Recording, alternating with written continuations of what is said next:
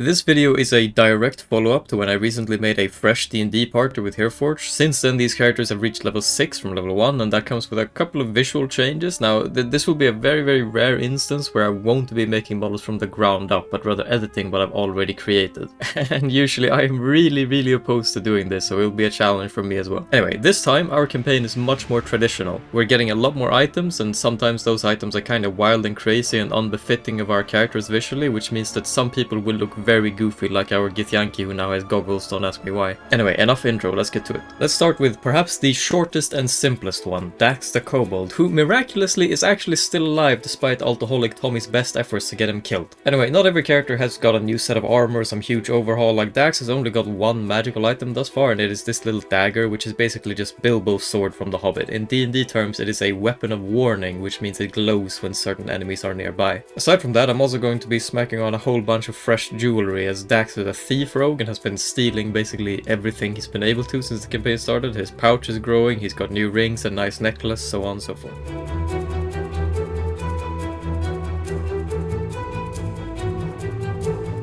As I said, Dax is one of the smallest and simplest updates in this video, but he decently represents kind of what we're going for here, you know, like not a complete model overhaul, but just an update from how these characters have progressed from level 1 to 5, and in his case that really just means more shinies, right? Anyway, let's move on.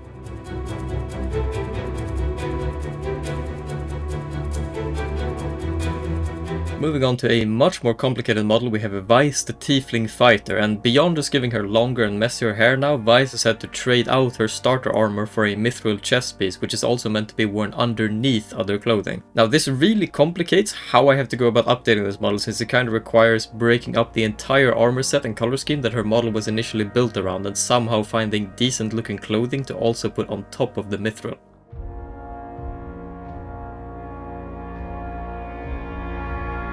What I end up doing here is using this new over-the-shoulder gear and coloring it like blue and red heraldry, as this character is the bodyguard of another party member who wears that exact color scheme. I don't really think it's perfect, I'll be honest, but like it makes enough sense from an in-character point of view, and it will keep the model together until she gets a proper suit of plate armor in the future.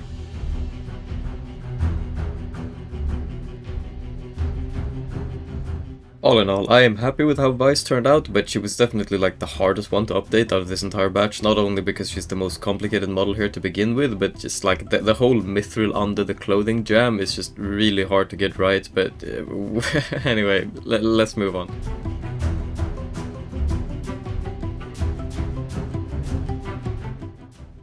So as a direct follow-up to Vice and her lost armor, Vrilloth the Githyanki has actually taken that very same armor and put it on. This means that all of that dark armor that I just pulled off of the Tiefling models needs to be moved on and refit onto this Githyanki model, which I cannot guarantee will look good whatsoever, but let's try it. Beyond that, Vrilloth has also picked up 2 magical items. One of them is a cool magical wand that he uses to throw spells, and the other is a literal pair of night vision goggles. Like, I hate it. I hate it so much. Like, the concept of this character was already an abomination before it started wearing Navy Seals Night Ops gear. But hey, here we are. I'm not the dungeon master, okay? Don't blame me. I'm just doing what I have to do.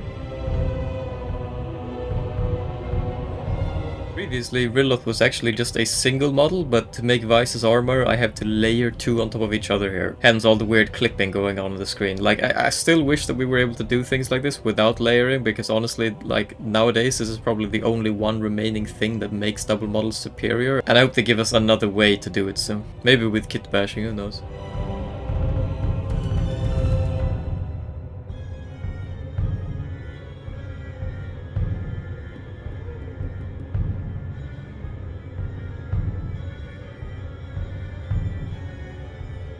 Vrilloth, like more or less all of the other models on this list, will also get the scruffy hair treatment. That is to say, because some time has passed since the campaign started, I grow their hair out and I make it all messy with extra horns and layered hairstyles, etc. Like, it's a convenient way of showing a bit of progression without actually adding anything big or major or new to the character itself.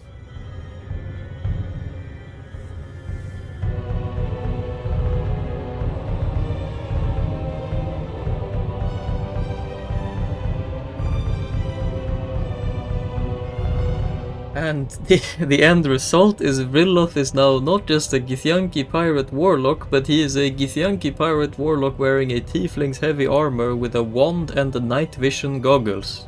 Just, like, please get me out. Someone kill this character, I beg you.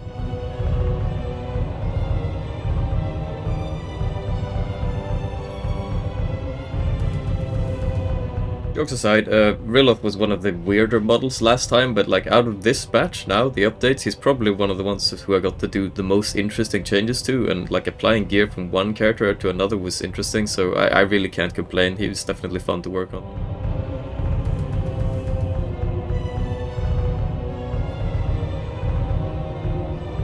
Briar. My hate object. It's an elf. I mean, look, technically it's an Eladrin, but let's be honest, she's just an elf. Like, I struggle with this model because she's still just kind of wearing brown rags. And for all the usual reasons, like, you know, she's just a flat-faced elf with basically no detail to her face, like all the Legolas copycats out there. But anyway, those things are not changing this early into the campaign, but I will give her the same grown-out scruffy hair treatment as the other characters, and she's also got a couple of new items, like the snake staff on her back. But still, I do hope, though, that in the future I will be able to make an iteration of this character where I can expand on it and actually give her something a little less boring to wear.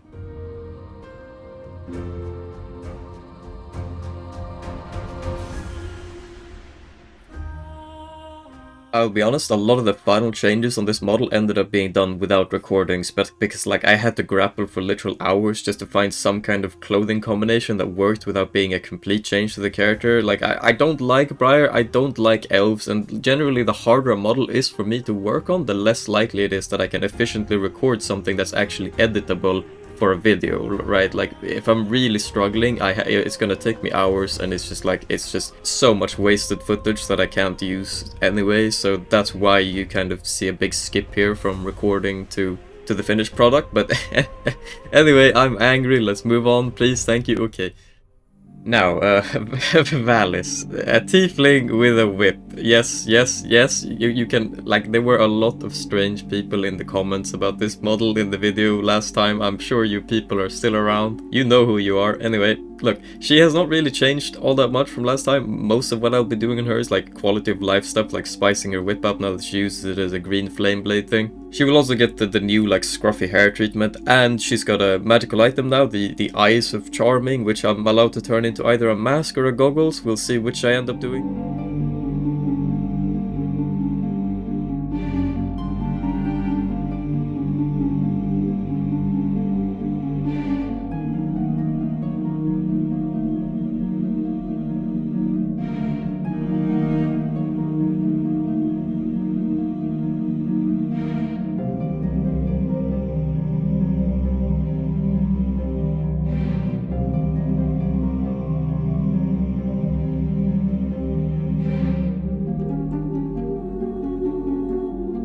All in all, like I said, not all that much has changed with Valish. Like this is one of those models that I really look forward to overhauling completely when I do like a generation 2 of these models from the ground up. But for now, she'll have to live with just having slightly cooler hair and a green glow to her.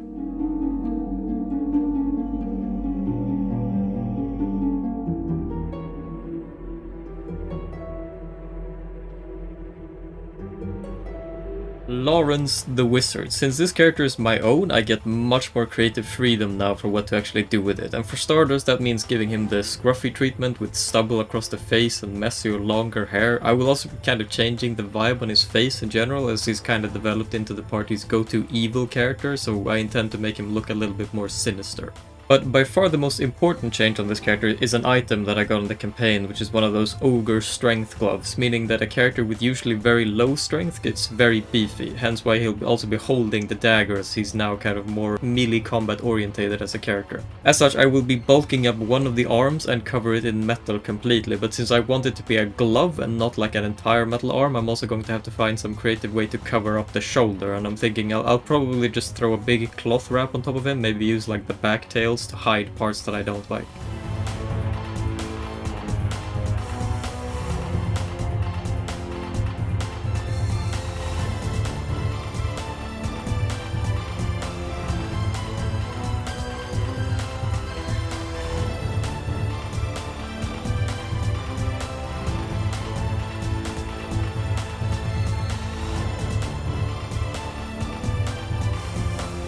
as is customary, I spent a couple hours just digging through new armor combinations with double modeling and layering new gear, and I came up with this. It fits remarkably well, and it ties up with the shoulder wraps as well, so you know, mission accomplished.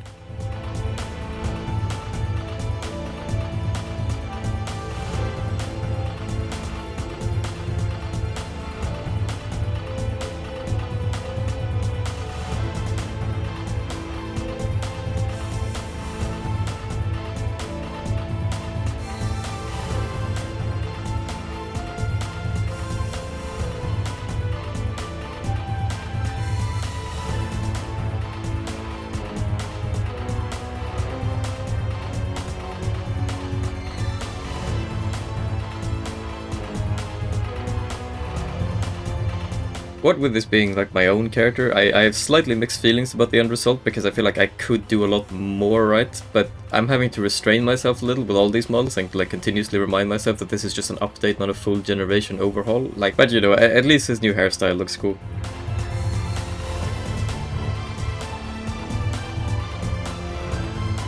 Grak in classic Grak fashion is quite simple here. There's not all that much that has changed with this character, but I will take this opportunity to add some extra detail that I didn't last time. Like, he's getting a couple of extra potions, some hip flasks full of liquor, added barbarian javelins to the back, so on and so forth, and he's also got 2 new magical items. The first is an amulet of the Hobgoblin Drunkard, I think it's called, which I believe gives him some special bonuses whenever he's drunk, but honestly I don't really know, I'm not a D&D item expert.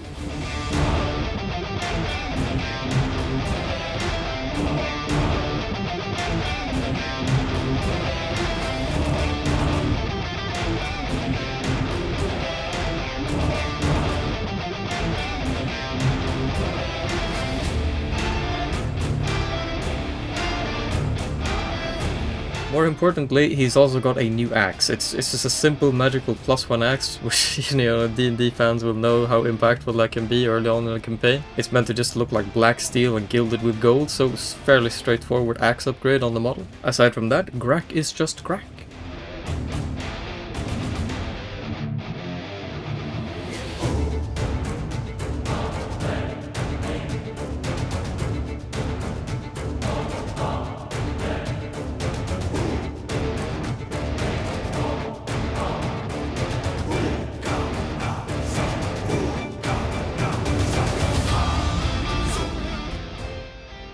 Now, Gnome, being played by formerly Hamhunch, can be surprisingly hard to do character update for. Like, I'm growing out his beard out now that he's double modeled, but otherwise, the player insists that he has not really changed much at all, so I'm barely allowed to make any changes here, save for the magical items that he's got. And of those magical items, the main one is this spooky cape on his back, which I think in D&D terms is a cloak of displacement. The point here is to make it look kind of see-through, like a pseudo Harry Potter invisibility cloak. That, and he's also got this little golden piece of fire magic jewelry that shoots scorching rays. It's meant to be on his head. Technically it's a circlet, but since he's got that big hat to cover it, I'm just gonna, you know, screw around a little bit and put it on his wrist instead.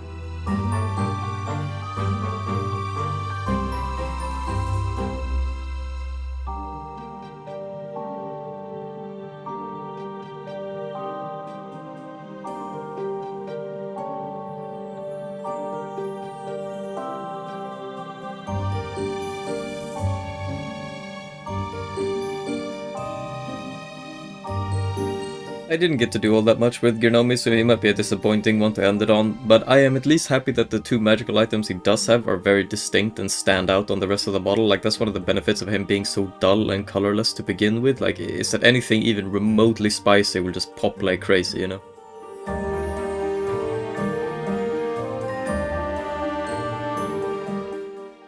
That is that for now. This is the part where I will start talking a little bit about how this D&D campaign works and what I will be doing with the models going forward, but like, if you were purely here just to see Heroforge modeling, you can now pretty much click off the video. Anyway, first and foremost, yes, I will be making a proper updated generation 2 of these models soon, but it was simply too early to do it right now, as not enough had changed for me to justify making 8 entirely new models from the ground up, especially not when the last batch was still quite decent and up to date. But much like my old D&D series from the Warhammer campaign, there will be complete overhauls soon enough. Thus far, the D&D campaign has been quite standard, I'll be honest. Like, the characters argue a lot about what to do, and then they end up mostly just doing the right thing anyway. Like, the Kobold steals things, the Barbarian kills things, the Tiefling charms and whips things, the other Tiefling also kills and things, you know, like the Barbarian. The Gnome confuses people and screams loudly, the Elf heals people, because of course the Elf is a healer. The Githyanki, you know, Warlock, Eldritch Blast things, and I fireball things when I get the chance. I tend to get a lot of questions on these videos about how we actually do D&D, and as you can probably see from these screenshots, it's all done digitally, right? Like, that's why the models are taken out as transparent images to run through the poster edges filter by Zaf in Photoshop, who also does these amazing, like, backgrounds and my thumbnails, by the way, so full credit to her for that. And then, you know, they're also posed specifically to look good from top down, and we have to kind of size compare them as well. So, like, these models are a lot more complicated to make as well, because, like, if Grak for some reason looked smaller than Lawrence, that would be really messed, you know? And yes, we do use Roll20 for this, but I'm sure, like, there are other websites, like Foundry would work just as well, I'm sure. Like, it's just we're a bit old school. Most of the other models, like for the NPCs and the enemies, are not Heroforged, but like they certainly could be. Like, if you were real ambitious, you could make an entire campaign of just top-down Heroforged models, and maybe one day, when it's my turn to DM, I will, but not today, fortunately. On a side note, you may have also noticed that my video schedule has slowed down a bit lately. This is mostly just down to unfortunate coincidences, IRL slowing me down, and in the near future things should be starting to clear up for me again, so I can return to my usual schedule. But there are also some actual reasons for it. Like, I have been, like, cooperating directly with Sky Castle lately, which will bear fruit with a lot of projects that haven't quite come out yet, but I'm working on a lot of things behind the scenes. On the bright side, this is not the only video I've been working on for the channel for this last month, so rest assured I will have more content soon. Anyway, thank you for watching. If you liked this video, please press like. If you didn't, by all means press dislike, and bye bye until next time.